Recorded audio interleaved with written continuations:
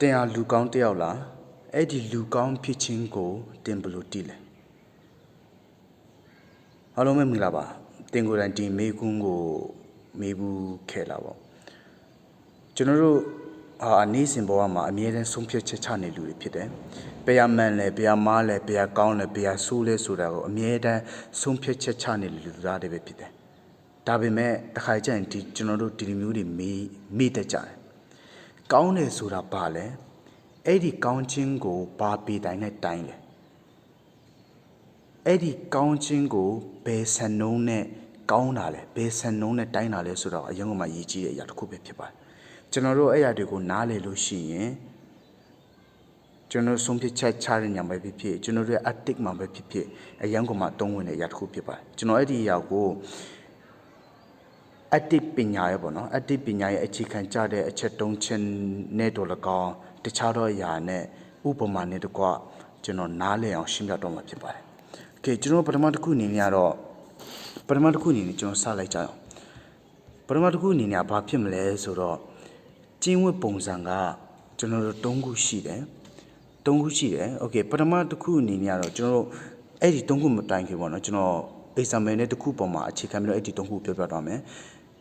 Okay တိတင်ငယ်ချင်းနဲ့တင်ကွာဥပမာပေါ့ဥပမာစဉ်းစားကြည့်အောင်တိတင်ငယ်ချင်းနဲ့တင်ကအခန်းတစ်ခန်းထဲမှာဆောင်းဝဲဖြည့်နေတိတင်ငယ်ချင်းကစာမရဘူးဒါမဲ့တင်ကစာပြလို့ရှိရင်သူအောင်မယ်တင်စာမပြလို့ရှိရင်သူဆောင်းဝဲကြမယ်ဒါမှမဟုတ် consequence အနေနဲ့ပါလို့ဆိုအကြောင်းထွက်ရမှာအဲ့ဒီချိန်မှာတင်းရဲ့ active ကိုဘယ်လိုဖော်ပြမလဲတင်းရဲ့လူချင်းဝတ်ကဘယ်တန်ဖိုးမှာရှိတဲ့အရာဆိုတာအဲ့ဒီအရာမှာကျွန်တော်ဆုံးဖြတ်ချက်ချမယ်အရာတစ်ခုပထမတစ်ခုနေရတော့တာဝန်ပေါ်မှာအခြေခံတဲ့ချင်းဝတ်ဖြစ်တယ် duty based ethic ပေါ့နော်အဲ့ဒီအရာဘာလဲဆိုတော့တင်ကမလိန်ရဘူးဆိုတဲ့စီကံရှိလို့တင်ကမလိန်ရတာလားအဲ့ဒါဘာလဲဆိုတော့ကိုတငယ်ချင်းလည်းမကြည့်ဘူး duty ပေါ်မှာနော်ចောင်းသားဖြစ်ချင်းတယောက်ရဲ့အပေါ်မှာ duty ပေါ်မှာကွာ stand လုပ်ပြီးတော့မှရှုမြင်ရတဲ့အရာပေါ့အဲ့ဒီအချိန်မှာဘာလဲဆိုတော့ဆရာဆမတွေကစာခိုးပြတာမကောင်းဘူးစာခိုးကြည့်တာမကောင်းဘူးစောင်းမဖြစ်နေကြမှာယူတတဖြစ်ရမယ်အဲ့ဒီចောင်းသားဖြစ်ချင်းရဲ့ duty ပေါ်မှာအခြေခံပြီးတော့မှဆုံးဖြတ်မလားအဲ့ဒါဆိုရင်တင်ကအဲ့ဒီတိငယ်ချင်းကိုတင်ပြမှာမဟုတ်တော့ဘူး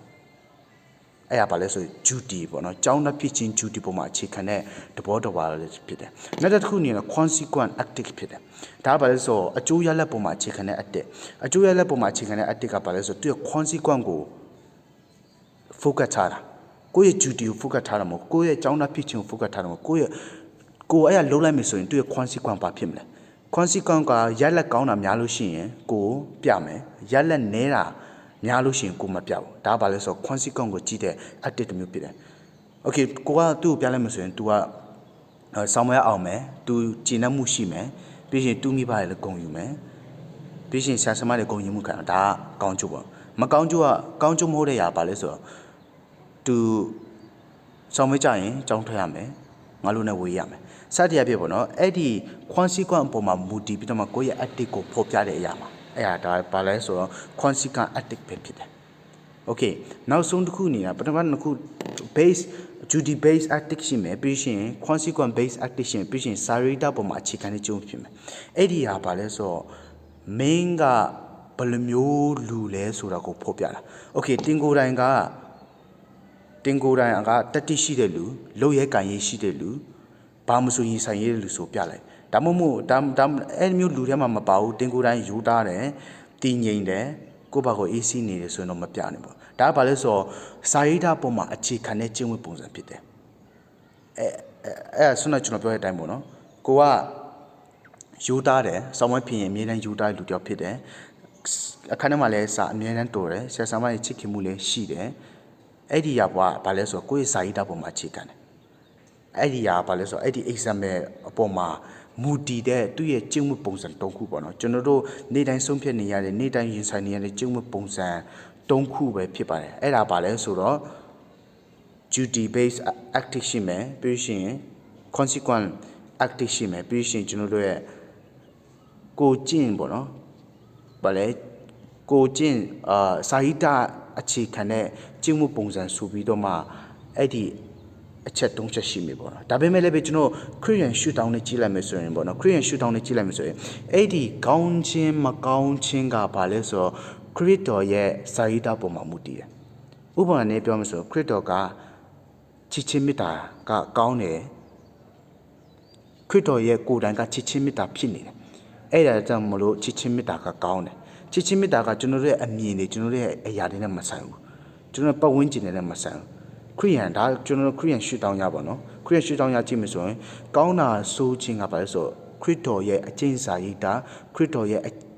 ့ဖြစ်တည်မှုပေါ်မှာအခြေခံတဲ့ရှုထောင့်လည်းဖြစ်တယ်ခရစ်တော်ကတစ္ဆာရှိတယ်အဲဆိုရင်တစ္ဆာရှိတာကကောင်းတယ်ဆိုတဲ့အရာကိုကျွန်တော်ခရိယန်ရှုထောင့်နေနဲ့ယုံကြည်သူပေါ့နော်ဘာသာရေးရှုထောင့်နေနဲ့ကျွန်တော်တွေ့မြင်လို့ရတယ်ဒါကဘာလဲဆိုတော့ဆွမ်းနာပြောတဲ့အတိုင်းကဆွမ်းနာဂျူတီပေါ့နော်၃ခုရှိဆွမ်းနာအတစ်၃မျိုးရှိမယ်အဲ့ဒီ၃မျိုးပေါ်မှာခရိယန်ရှုထောင့်နေနေရပါလဲဆိုတော့အဲ့ဒီ၃ခုတွေနဲ့မဆိုင်ဘူးအဓိကဆိုင်တာပါလဲဆိုတော့ချစ်ချင်းမေတ္တာပေါ်မှာအခြေခံပြီးတော့မှဆုံးဖြတ်တာချစ်ချင်းမေတ္တာပေါ်မှာအခြေခံပြီးတော့မှလှုပ်ဆောင်တာကအမှန်ဆုံးနည်းလမ်းဖြစ်တယ်ဆိုတဲ့အရာပဲဖြစ်ပါတယ်အဓိကပါလဲဆိုတော့ခရစ်တော်ရဲ့တဘောတူညီမှုအလျောက်လှုပ်ဆောင်ခြင်းကမှန်ချင်းတက်တာဖြစ်တယ်ဆိုတဲ့အရာတစ်ခုပဲဖြစ်ပါတယ်။ Okay ဒါကကျွန်တော်တို့ရဲ့အတစ်၃မျိုးပေါ့နော်အတစ်၃မျိုးတွေ့ပြီးလို့ရှိရင်ကျွန်တော်နောက်တစ်မိကုနဲ့ဆက်တော့ရအောင်ကောင်းတယ်ဆိုတာပေါ့နော်ကျွန်တော်ဆွမ်းနာဆက်စောက်ဆုံးမှာဘာပြောရလဲကောင်းတယ်ဆိုတာပါလဲအဲ့ဒီကောင်းတာကိုဘာနဲ့တိုင်းတာလဲအဲ့ဒီကောင်းတဲ့ဟာကိုဘေးပေတဲ့နဲ့တုံးပြီးတော့မှကြည့်ရှုလဲရှုမြင်လဲဆိုတာကိုကျွန်တော်သိရှိဖို့အတွက်လိုအပ်တယ်။ Okay ကျွန်တော်အဲ့ဒီကောင်းတယ်ဆိုတာဘာလဲဆိုတဲ့အရာကိုကျွန်တော်ဥပမာနဲ့တော့ဖော်ပြပေးမှာပေါ့နော်လူနှစ်ယောက်ရှိတယ်သူတို့ကလမ်းတစ်လမ်းမှာတူသွားနေအဲ့ဒီအချိန်မှာပထမလူတစ်ယောက်ကရွှေတွေ့သွားတယ်ပေါ့နော်ရွှေတွေ့သွားတဲ့အချိန်မှာသူကဘာပြောလဲဆိုတော့ဟာငါလို့မိပါလဲအချိန်လေးတိတ်မကောင်းအဲ့ဒီရွှေကိုငါကိုယ်တိုင်ယူလိုက်မယ်ဒါကဘာလဲဆိုတော့ဘုရားသခင်ပေးတဲ့ကောင်းချီးမင်္ဂလာတခုဒါမဲ့လည်းပဲနောက်တဲ့လူတစ်ယောက်ဘာလဲဆိုတော့ဒီပစ္စည်းကြည့်ရတာတန်ဖိုးရှိမဲ့ပုံပဲပြီးလို့ရှိရင်အဲ့ဒီပိုင်ရှင်ကလည်းအဲ့ဒီရွှေကိုအရန်ကိုမှလိုချင်တဲ့အရာတစ်ခုအရန်ကမှမရှိမဖြစ်အရာတစ်ခုလို့လည်းရှုမြင်တယ်အဲ့ဒီချိန်မှာအမြင်တစ်ခုဖြစ်နေပြီအဲ့ဒီချိန်မှာဘယ်ဟာကောင်းလဲဘယ်ဟာဆိုးလဲဆိုတော့ကျွန်တော်မတွားသေးဘူးအဲ့ဒီချိန်မှာ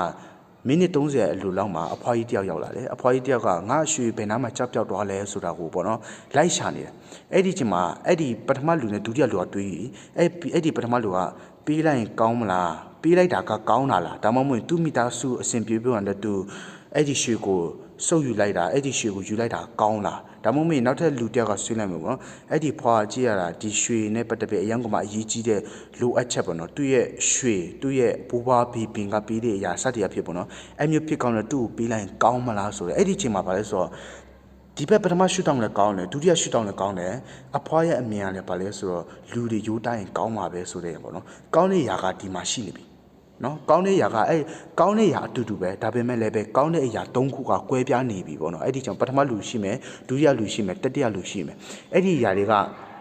ကျွန်တော်တို့ကွဲလဲနေပြီဆိုတဲ့အရာတစ်ခုဖြစ်မယ်โอเคကျွန်တော်မေးခွန်းအခုမှစအဲ့ဒီကောင်းတဲ့ຢာကိုဘာစံနှုန်းနဲ့တိုင်းတာမလဲโอเคပထမလူတစ်ယောက်ကဘာလဲဆိုတော့ကောင်းတယ်ဆိုတာငါမိသားစုအတွက်အကျိုးရှိတာโอเคဒုတိယလူကဘာလဲဆိုတော့ကောင်းတယ်ဆိုတာသူများကိုမနစ်နာစေတာကောင်းတာโอเคအဖွားရဲ့အမြင်နဲ့ကြည့်ရမယ်ဆိုရင်ကောင်းတယ်ဆိုတာလူတွေကယူသားကြတယ်အဲ့ဒီချိန်မှာကျွန်တော်ကောင်းတာဆိုတာ၃မျိုးထွက်လာပြီအဲ့ဒါဘာလဲဆိုတော့ကောင်းတဲ့အရာကိုဘယ်ဆန်နှုံးနဲ့ကောင်းတာလဲဆိုတာကိုကျွန်တော်တေချာသိမြင်ဖို့အတွက်လိုအပ်တယ်ဒုတိယတစ်ခုကနေရာတိုင်းမှာကောင်းတာလားအချိန်တိုင်းမှာကောင်းတာလားကိုကျွန်တော်တို့အရင်တွေးကြည့်ရမယ်နေရာမှာကောင်းတာလားအခြေအနေတိုင်းမှာကောင်းတာလားအချိန်တိုင်းမှာကောင်းတာလားโอเคပြောရမယ်ဆိုရင်နေရာတစ်ခုမှာပေါ့နေရာတစ်ခုမှာခိုးလိုက်လို့ရှိရင်ပြန်ပြေးလိုက်လို့ရှိရင်နာမည်ကြီးမယ်နောက်ထပ်လူတွေကဘာမြင်မလဲဆိုတော့အဲ့ရပြန်ပြေးလိုက်လို့ရှိရင်ဟာ तू ကမိုက်မဲတဲ့လူပဲโอเคယနေ့ခေတ်မှာကြာလို့ရှိရင်ကျွန်တော်တို့ယူပြီးလို့ရှိရင်ကျွန်တော်တို့ဖုန်းတွေပါ iPhone တွေတန်းဝယ်လိုက်မယ်ဒါကဘာလဲဆိုတော့နေရာတိုင်းမှာကောင်းတာလားအချိန်တိုင်းမှာကောင်းတာလားဆိုတဲ့အရာတစ်ခုပြန်နောက်ဆုံးတစ်ခုနေနေရပါလဲဆိုတော့တချို့ယဉ်ကျေးမှုတွေမှာကောင်းတာလားโอเคတချို့ယဉ်ကျေးမှုမှာကောင်းတယ်လားဆိုတာဘာလဲဆိုတော့ပစ္စည်းပိုင်ရှင်ကိုယဉ်ကျေးမှုတစ်ခုကပစ္စည်းပိုင်ရှင်ကိုပေးတာကောင်းတယ်နောက်ထပ်ယဉ်ကျေးမှုတစ်ခုကဘာလဲတွေ့တဲ့ပစ္စည်းကိုဖျားပေးတဲ့လက်ဆောင်တွေနဲ့ယုံကြည်လိုက်တာနောက်ထပ်ယဉ်ကျေးမှုတစ်ခုကဘာလဲဆိုတော့အဖောက်အိုကိုပြန်ပေးရမယ်လူငယ်ဆိုရင်တော့မပေးဘူးအဲ့ရပဲကောင်းတယ်ဆိုတော့ကျွန်တော်တို့ကဘယ်ပီတာနဲ့တိုင်းတာလဲဘယ်စံနှုန်းနဲ့ကောင်းတာလဲဆိုတော့ကျွန်တော်တေချာတိမြင်ဖို့ရန်အတွက်လိုအပ်တယ်ပေါ့နော်အဲ့ဒီရောက်ကျွန်တော်တိပြီးလို့ရှိရင် ရေလည်းမရောဘူးကြောက်လည်းမရောဘူးရေရောကြောက်ရောလည်းမဖြစ်တော့ကျွန်တော်တေချာတိမြင်နိုင်မယ်ဆိုတော့အရာပဲတစ်ခုပဲဖြစ်ပါတယ်အဲ့ဒီအရာကိုနောက်ဆုံးချက်နေနေရပါတော့အဲ့ဒီအရာအားလုံးကိုတိသွားပြီကောင်းတယ်ဆိုတာဘာလဲစသဖြင့်တိသွားပြီဆိုရင်လက်တွေ့ဘဝမှာကျွန်တော်တို့အတုံးချတတ်ဖို့ရန်အတွက်လိုအပ်တယ်ပေါ့နော်အတုံးချတတ်ရန်ဖို့အတွက်လိုအပ်တယ်အဓိကအတုံးချတတ်ဖို့ရန်ဆွမ်းနာကောင်းတယ်ဆိုတဲ့အရာကိုဘာနဲ့တိုင်းတာတာလဲရည်ကြည်မှုနဲ့တိုင်းတာတာလားကိုယ့်ရဲ့ကိုကျင့်တရားနဲ့တိုင်းတာလားတခြားတွေကိုကျင့်တရားနဲ့တိုင်းတာလားဆိုတော့ကျွန်တော်အဲ့ဒီအရာပေါ်မှာအခြေခံပြီးတော့မှကျွန်တော်တို့ရဲ့apply ပေါ့နော် apply ethic ပေါ့နော်ကျွန်တော် reality မှာ ethic လုပ်ဖို့ရန်အတွက်လိုအပ်တယ်ဆိုတဲ့အကြောင်းလည်းပဲဖြစ်ပါတယ်အဲနောက်ဆုံး conclusion မှာကျွန်တော်ပြောချင်နေဆိုတော့ကျွန်တော်တို့ခရစ်ယာန်ယုံကြည်သူဘာသာရေးရှုထောင့်ပေါ့နော်ဘာသာရေးရှုထောင့်ကိုလည်းခြုံငုံပြီးကြည့်လိုက်မယ်ဆိုရင်အဲ့ဒီ active တွေကကောင်းတာဆိုးတာတွေက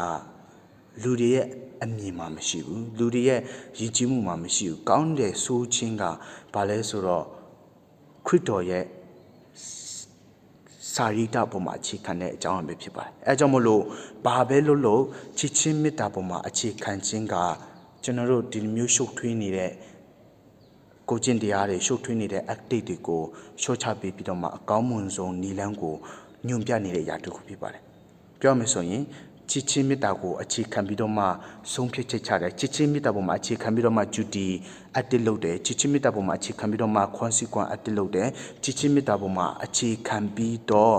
စာရိတ္တပေါ်မှာအခြေခံတယ်အရာအလုံးကိုချစ်ချင်းမေတ္တာပေါ်မှာအခြေခံခြင်းက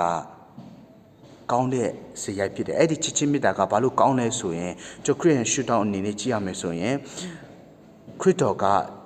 ချစ်ချင်းမေတ္တာရှင်ဖြစ်တယ်အဲကြောင့်မလို့ချစ်ချင်းမေတ္တာကောင်းတယ်ခရစ်တော်ကတစ္ဆာရှင်ဖြစ်တယ်အဲကြောင့်မလို့တစ္ဆာကကောင်းတယ်ဆိုတဲ့အရာပဲဖြစ်ပါတယ်ဒါကြောင့်ဗာလဲဆိုကျွန်တော်ရှုထောင့်အမြင်နဲ့ပဲဖြစ်ပါဘာသာရေးရှုထောင့်အမြင်နဲ့ဖြစ်ပါတယ်โอเคကျွန်တော်ဒီနေ့ပြောရတဲ့အကြောင်းအလုံးခြုံပြီးကြည့်ရမယ်ဆိုရင် active 3မျိုးရှိတယ်ကိစ္စတစ်ခုကြုံလာလို့ရှိရင် active 3မျိုးရှိတယ်လူတွေရဲ့ response လုပ်တဲ့3မျိုးရှိတယ်ပြီးရှိရင်ကောင်းတယ်ဆိုတဲ့အရာကိုကိုကဘယ်ပေးတိုင်းနဲ့တိုင်းတယ်ဘယ်စနှုံးကကောင်းတာလဲဆိုတော့တေချာတိမြင်ဖို့ရန်အတွက်လိုအပ်တယ်နောက်ဆုံးတစ်ခုနေရတော့ခရစ်ယာန်ဘာသာနဲ့ကြည့်ရမယ်ဆိုရင်အားလုံးကခရစ်တော်စီကနေလာတဲ့ချစ်ချင်းမေတ္တာပေါ်မှာအခြေခံတဲ့ active ပဲဖြစ်ပါတယ်အဲ့ဟာလူတွေမှမဆိုင်ဘူးလူတွေရဲ့အမြင်မှမဆိုင်ပုံကျင်အမြင်မှမဆိုင်ဘူးဒါကျွန်တော်ဘာသာရေးရှုထောင့်မြင်ပဲဖြစ်ပါတယ်ဟုတ်ကဲ့အားလုံးကိုထူးပြီးကျေးဇူးတင်ပါတယ်ကျွန်တော်ဒီနေ့ပြောရတဲ့အကြောင်းလည်းတော့ဒီလောက်ပါပဲ